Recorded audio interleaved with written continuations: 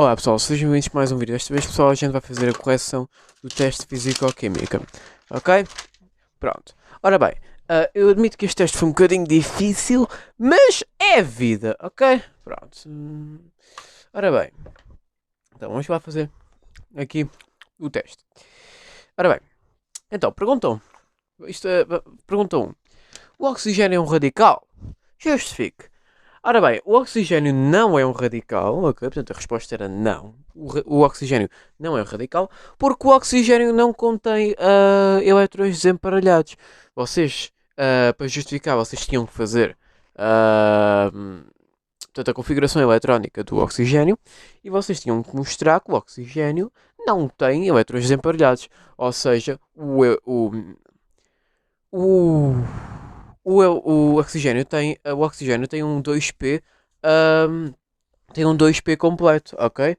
Pronto, ou seja, o oxigênio tendo um 2P completo, porque a configuração eletrónica do oxigênio é um S2. Olá pessoal, sejam bem-vindos a mais um vídeo. Desta vez pessoal, a gente está aqui para fazer a correção do teste de Físico-Química. E pessoal, eu espero que os testes tenham corrido bem, se vocês tentaram. E agora a gente vai fazer aqui a correção, que eu acho que isto foi um bocadinho difícil. Então bora lá. Primeira pergunta, o oxigênio é um radical? Justifique. Sim pessoal, o oxigênio é efetivamente um radical. Porquê? Porque o oxigênio tem elétrons desemparelhados. Ok, portanto, o que significa que ser radical, tipo, na vida real, mas ser um átomo radical é um átomo que tem elétrons desemparelhados. E o oxigênio tem elétrons desemparelhados. Como é que eu sei que o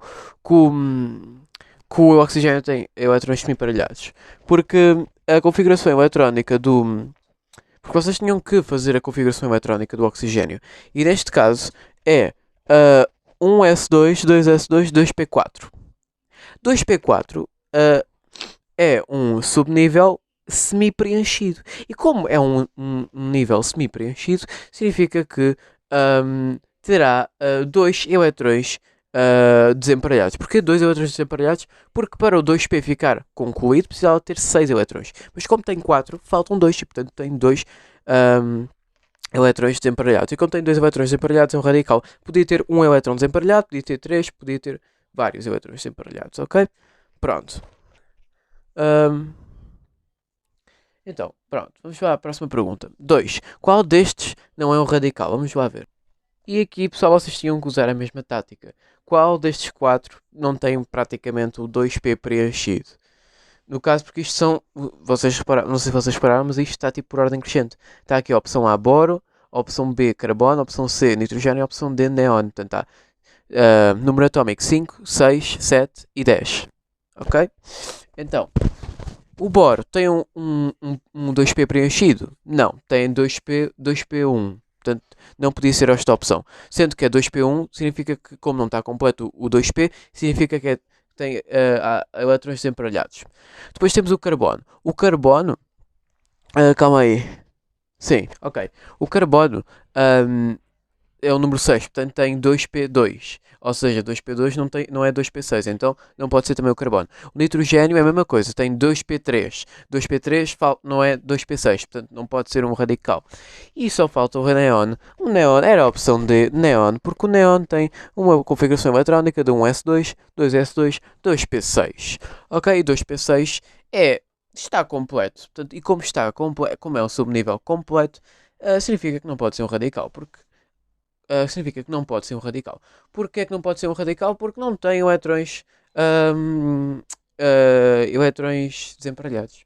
Ok? Pronto, e como não tem elétrons desemparelhados, o neon, sendo que está tudo preenchido, então significa que não pode ser um radical. Ok? Pronto, então era a opção D, o neon. Pergunta 3. Temos aqui uma equação e dizia que O3 está para O mais O2. Ok? Pronto. Isso é um filtro do UV, mas pronto, isso não interessa. Então, o que é que isto significa? Significa que a equação resulta da decomposição de ozono, não podia ser a formação de ozono, portanto, era a decomposição de ozono, portanto só podia agora ser a opção B e a D. Porque é que é a decomposição de ozono? Porque se fosse a formação de ozono, seria O está para O2 mais outra. Não, pera, calma. Acho que era. Calma. Espera aí. Eu acho que eu estou certo. Ah, guys, eu acho. Yeah, ok. Porque se fosse a formação do ozono, seria O mais O2 está para O3. O mais O2 está para O3. Isso era se fosse a formação. Mas como estamos a falar de O3 está para O mais O2, então é a decomposição, ok? Pronto, então é B ou D. Em que se pode classificar por ozono estratosférico. Até porque a seguir na frase diz por ser bom para a vida na Terra. Ora, se é bom para a vida na Terra, então só pode ser estratosférico. Porque depois temos o ozono troposférico, que efetivamente não é bom para a atmosfera. É um ozono que é péssimo para a atmosfera. Então, não podia ser a opção D. Portanto, a opção correta era a B, ok? Das escolhas múltiplas era DB, DB, ok? Pronto. Pergunta 4. Temos aqui uma equação química que obviamente não estava correta. Vamos lá acertar isto. Bora lá. Então, como vocês sabem, espero eu, para a gente conseguir ahm, ahm, resolver uma equação de química, o número de reagentes, de átomos de reagente, tem que ser igual ao número de átomos nos produtos de reação. Então, deste lado, nos produtos de reagentes, temos quantos carbonos? Um carbono. E aqui? Quantos carbonos temos? Temos aí 2 carbonos. Ok? Pronto. Então é diferente. Vamos tentar mudar isso. Pronto. Depois vamos já mudar isso. Mas pronto. Temos aqui quantos carbonos? Hidrogénios, quero dizer. 4 hidrogénios. E deste lado temos 3 hidrogénios. Ok. Temos um número par e um número ímpar. Vamos ter que ver que número é que é comum. Acho que é mínimo múltiplo comum ou coisa assim. Com 4 e 3. Portanto é o 12. Portanto já vamos usar o 12 aqui um bocadinho. E quantos oxigênios temos aqui? É 4, não é? E quantos oxigênios temos aqui? 1. Ok. Então, 1, 4. Que número mínimo múltiplo comum tem a ver com o 1 e o 4? Pode ser qualquer um, é verdade. E pessoal, eu não vou para muitos detalhes, mas esta é a resposta correta. Portanto, vocês tinham que pôr um 4 antes.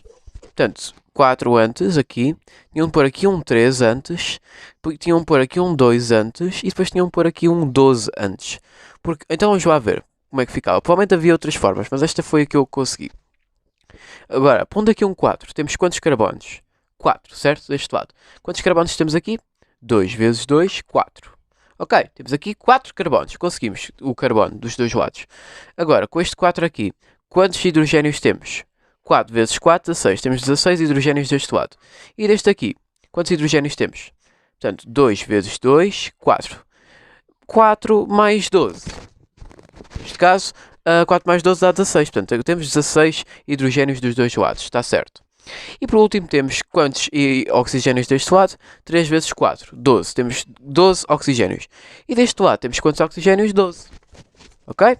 Pronto.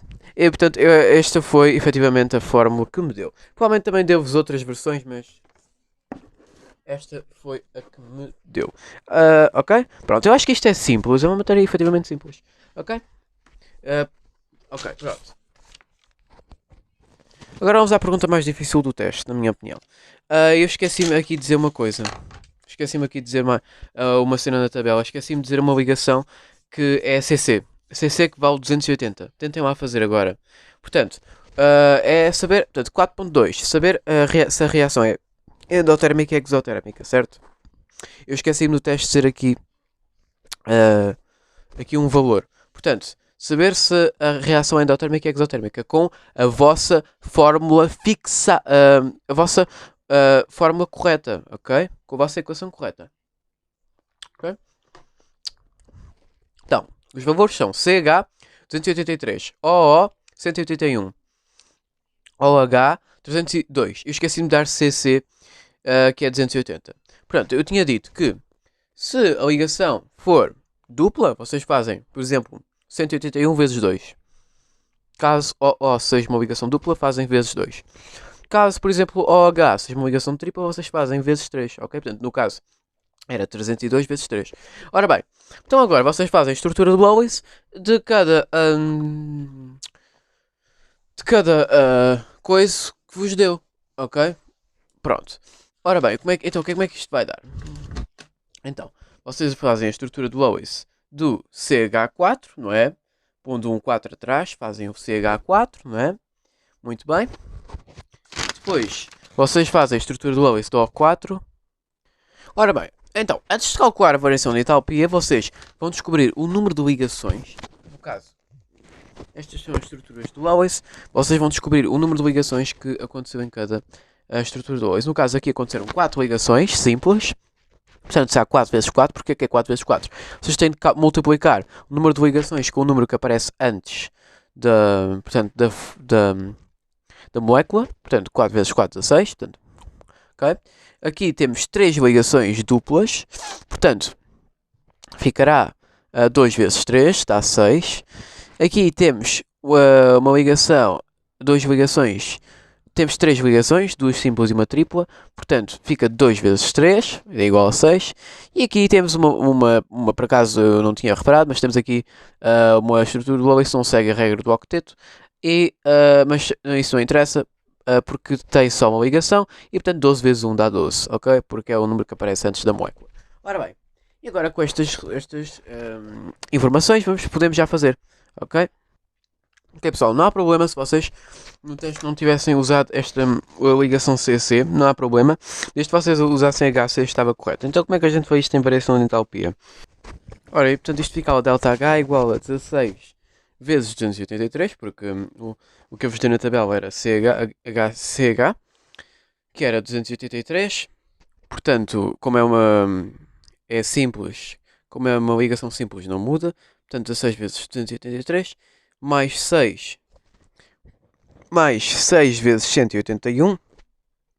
Espera, temos aqui ligação dupla. Ou seja, temos que fazer vezes 2. Portanto, 6 vezes 362. Certo? Porque 181 vezes 2 é 362. Como temos aqui uma ligação dupla. E depois temos aqui menos, entre parênteses, 6 vezes 283, né? Porque é a mesma coisa. Tipo, porque HC é uma ligação simples nesta estrutura do Lewis, como vocês podem ver aqui. Portanto, 6 vezes 283 mais 12 vezes 302. 302, portanto, isto é uma ligação simples. E tudo o que é conectado com hidrogênio tem que ser ligação simples. E portanto ficará 12 vezes 302. Ok? 302 porque OH é igual a 302, certo? Pronto. E isto dá igual. E portanto isto numa calculadora dá 1378. Então 1378 teremos então uma reação endotérmica. Porquê é uma reação endotérmica? Porque o resultado é positivo. Como o resultado é positivo, é endotérmica. Se fosse menos 1378, aí seria exotérmico. Mas como o resultado está positivo, então é endotérmico.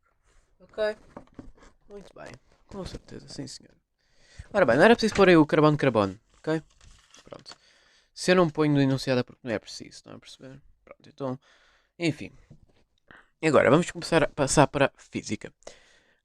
Então, 5. Um objeto de 250 gramas. Passar já para quilogramas. Então, um objeto de 0,250 quilogramas.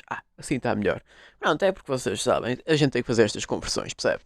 Pronto, um objeto de 0,250 quilogramas desloca-se numa rampa e desce 3,8 metros por segundo.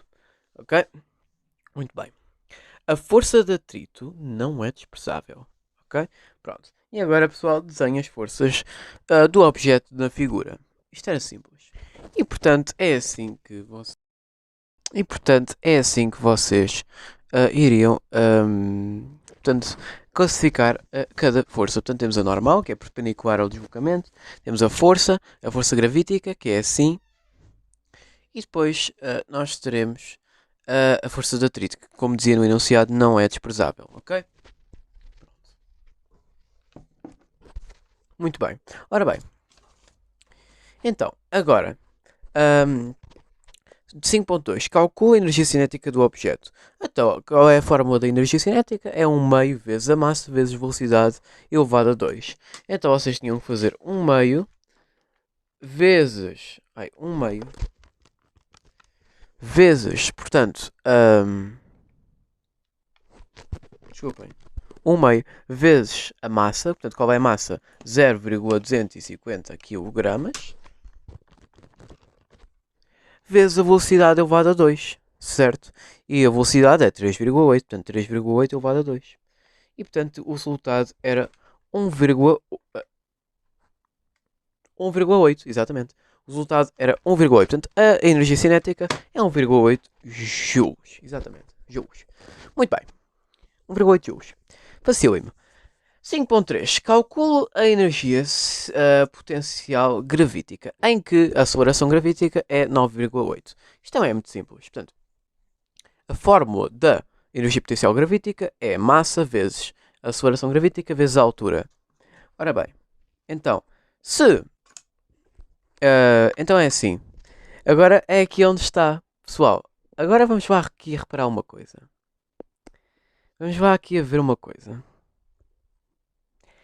Se o objeto está na rampa, se literalmente está na rampa, como até mostra aqui na imagem da figura, se está literalmente a deslocar-se numa rampa, então eu nem sequer preciso de calcular a energia potencial gravítica, porque a altura é zero.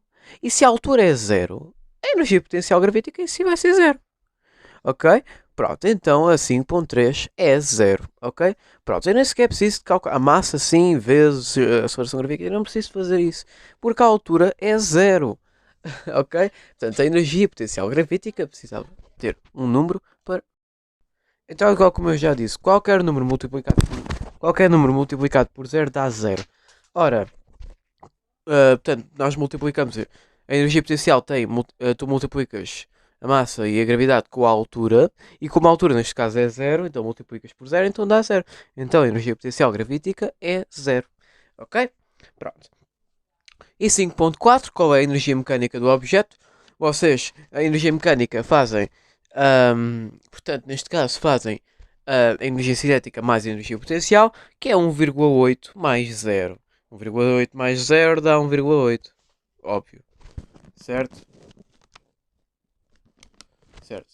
Espero que vocês. Pronto. Espero que vocês tenham percebido esta parte. Ok? Pronto. Muito bem. Ora bem. 6. Oh não. O meteoro está a cair na Terra. Ora bem. Então. Explique a relação entre a energia cinética e a energia potencial, sendo que o Sol é a Terra. Ora, se o Sol é a Terra e o meteoro está a cair, o que é que está a acontecer? A energia cinética está a aumentar e a energia potencial gravítica está a diminuir. Certo? Certo? Pronto. E o que é que, como é que a gente pode relacionar a energia cinética com a energia potencial gravítica? Ora, vendo o meteoro a cair, a gente percebe-se que a altura está a diminuir. Se a altura está a diminuir, a energia potencial gravítica irá diminuir também. E se o meteoro está a cair, quando o objeto cai, vai ficando cada vez mais rápido. Ou seja, se vai ficar cada vez mais rápido, a energia cinética vai aumentar. Então, isso significa que, como é que eu relaciono a energia cinética com a energia potencial gravítica? Se a energia cinética aumenta, a potencial gravítica diminui. Se a energia potencial gravítica diminui, a energia cinética aumenta. Isto não se aplica para todos os casos, mas pronto. Então, a resposta desta pergunta é que imaginem que isto é energia cinética e imaginem que isto é energia potencial gravítica. O que está a acontecer é a energia cinética está a subir e a energia potencial gravítica está a descer assim. E os dois só ao mesmo tempo. Assim. Ok? Pronto. Então é isso que está a acontecer ao meteoro. Ok? E é isso que vocês tinham a dizer. Portanto, a energia cinética e a energia potencial gravítica relacionam-se. Sendo que se a energia cinética aumentar, a energia potencial gravítica vai diminuir neste caso. Ok? Pronto. 6.2. A energia interna será elevada? Será elevada. Está certo. Tipo, isto é uma afirmação. Portanto, a energia interna será elevada do meteoro. É verdade, está elevada. E porquê é que a energia interna do meteoro está elevada? Por causa do número de átomos ou o número de partículas do meteoro, que isso influencia a energia interna. No caso, o meteoro tem um grande número de partículas e átomos. No caso, é uma razão do porquê da energia interna ser elevada. Depois temos o material. No caso, o meteoro tem materiais tipo, uau, ok? Portanto, por isso mesmo, uau, tipo, é uma rocha gigante. Mas como é um material com muito peso, não é? Isso, e com um grande, pronto, com um grande diâmetro, há raio e raio, ah, pronto, efetivamente isso vai também influenciar a energia interna. E por último, temos mais importante, a temperatura. Obviamente que vocês sabem, quando um meteoro cai para a Terra, tipo, a energia cinética é tão grande que vocês já viram aquele fogo a aparecer à volta do meteoro. Pronto, esse fogo relaciona-se obviamente com a temperatura, não é? Então, como fogo relaciona-se com a temperatura, então a gente pode dizer que a energia interna do meteoro será elevadíssima, ok? Aqui o que mais interessava era a temperatura. O número de átomos, ok. É o material, ok. Também isso não interessava muito. Eu só queria que vocês mencionassem principalmente a temperatura, ok? Porque a temperatura vai aumentando e como vai aumentando a energia interna também vai aumentando. Pronto, enfim. Mas a energia interna já era elevada mesmo com uma temperatura já baixa. Pronto. E 6.2.1, qual o tipo de grandeza que encaixa na energia interna? Portanto, existem dois tipos de grandeza: a grandeza vetorial e a grandeza escalar. A razão desta pergunta ter poucos pontos, pessoal, vocês, portanto, grandeza vetorial ou grandeza escalar, só podia ser uma destas duas grandezas. Acham que isso é... Pessoal, aqui estamos a falar do tipo de grandeza que encaixa na energia interna. A energia interna acham que tem a ver com movimentos? Acham que energia tem a ver com a energia interna de um objeto? Acham que a energia que está dentro desta calculadora tem a ver com os movimentos? Ou com força, ahm, ou com aceleração, ou direção? Não, não. Então não podia ser a grandeza vetorial. Portanto, portanto, isto está mais relacionado com a grandeza escalar. Ok? Não era preciso justificar, mas era a grandeza escalar. Porque a grandeza escalar avalia a altura. A altura não interessa, pronto, não interessa para a energia interna, mas depois temos a temperatura, que é um dos fatores principais. Portanto, a temperatura é uma grandeza escalar e por isso a energia interna, o que depende mais da energia interna, uma das coisas que depende mais da energia interna é a temperatura, a própria temperatura. Então significa que já temos aqui uma grandeza escalar boa. E depois temos também a própria energia, que a energia é uma grandeza escalar e por isso é que a energia interna encaixa-se mais como uma grandeza escalar do que uma grandeza vetorial, ok? Pronto. 7. Foi feita uma força de 7,1 newtons. 7,1 newtons. Sobre um livro num deslocamento de 6,4 metros. O livro tinha 2,5 kg. 7.1. Calcula o trabalho realizado pela força F e indica a energia transferida para o corpo por ação da força F. Eu começo-vos por dizer que a energia transferida para o corpo por ação da força F é a mesma coisa que dizer calcula o trabalho realizado na força F. Ok? Então já vou explicar mais à frente o que é que isto significa. Ora bem, então, isto são 18 pontos gratuitos. Portanto, muitos de vocês provavelmente falharam no cosseno, mas pronto. Então, vocês sabem que a fórmula do trabalho é força vezes deslocamento vezes cosseno. Mas como é que se descobre o cosseno? O cosseno é, descobre-se, o cosseno está entre o deslocamento e a força atribuída. Ok? Então vamos lá ver aqui esta figura. Temos aqui esta figura e vocês veem que esse tracejado é perpendicular ao deslocamento, certo? Este aqui tracejado é perpendicular ao deslocamento. O que é que isso significa? Temos aí um ângulo de 90 graus, ok? Muitos de vocês provavelmente puseram o cosseno de 25. Isso está errado. Para eu descobrir o cosseno do trabalho, portanto, o ângulo é entre o deslocamento e a força atribuída. No caso, esta seta é a força atribuída e o deslocamento é praticamente o segmento reta. Então o que é que isto significa? Que a gente tem que descobrir este ângulo. Ou seja, vocês tinham que fazer 90 menos 25, que neste caso dá 65, exatamente. Portanto, o cosseno era 65. Ok. Pronto. Então, se o cosseno era 65, agora já temos tudo para calcular. E, portanto, como é que a gente calcula? É força vezes deslocamento vezes cosseno. Então, a força quanto é que é? 7,1. Vezes o deslocamento, que é 6,4. Vezes o cosseno, que é... Atenção, vocês têm que verificar se a vossa calculadora está em DEG. No caso, a minha está em DEG. Portanto, é 7,1 vezes 6,4 vezes cosseno de 65. E, portanto, o trabalho ocorrido é de aproximadamente 19,2 19,2 joules. Ok? Muito bem, nunca se esqueçam de pôr a unidade, ok? Pronto, portanto é 19,2 joules, era a resposta. Ok? Pronto. 7,2, calcula a intensidade do peso. Como é que se calcula a intensidade do peso? Era básico. É a massa vezes a gravidade. É só isso, é massa vezes gravidade. Portanto, isto eram pontos gratuitos. Portanto, massa vezes gravidade ficaria 2,5 kg vezes 10. Ou então, desculpem, vezes 9,8. Que eu já tinha dito que o G era igual a 9,8. Pronto, então, se é... Não, desculpa, vezes gravidade não. Vezes aceleração gravítica. Pronto. Pronto, então... eu já tinha dito no teste que o G era igual a 9,8. Ok. Então isso significa que a intensidade do peso é 24,5, acho que é newtons. Ok. É isto. Basicamente isto. É muito simples, pessoal. Ok? Pronto. Então isto era 7.2, que era massa vezes aceleração gravítica. Pronto. 7.2.1 classifica o tipo de força para o peso. Justifique. Ora bem, o peso é uma força conservativa, não pode ser não conservativa, é uma força conservativa porque o peso...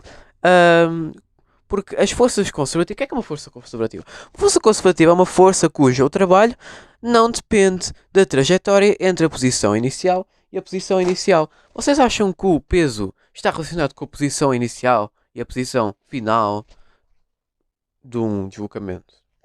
O peso, o que interessa ao peso é o objeto, não o deslocamento. Então, se não interessa isso, se o deslocamento não interessa para o peso, então o peso é uma força conservativa. Ok, pessoal? Pronto. É isso. E por último temos a 8. Portanto, temos uma bola que sobe de 2 metros para 5 metros de altura.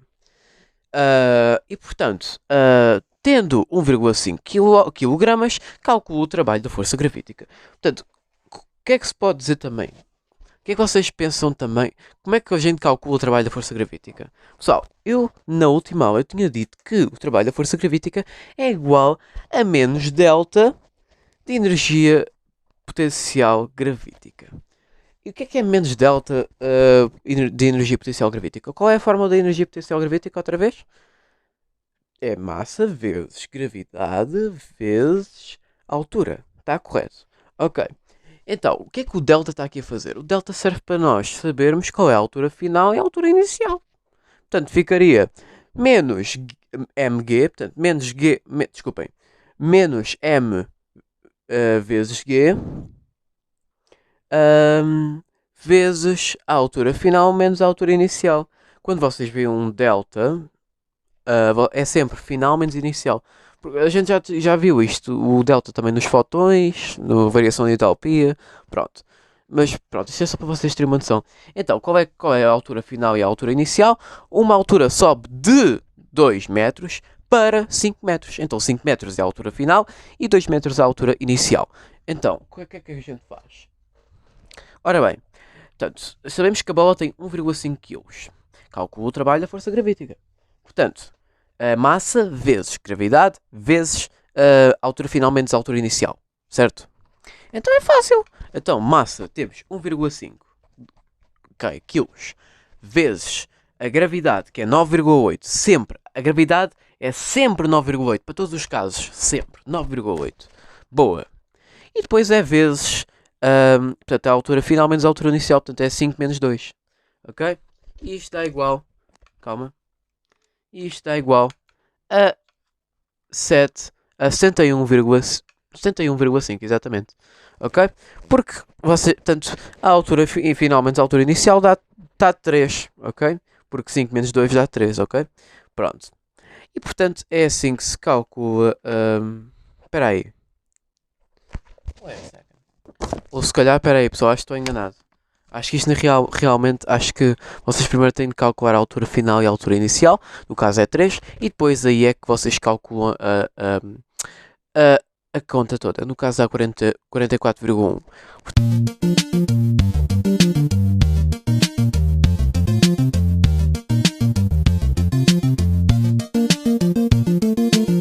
Portanto, eu não tenho muita certeza qual é que está correto, but we up, ok pessoal? E portanto assim a gente vai terminar a aula por hoje, ok? Eu espero que vocês tenham portanto, aprendido, não é? E pessoal, agora ficar por aqui e eu vejo-vos no próximo vídeo, ok?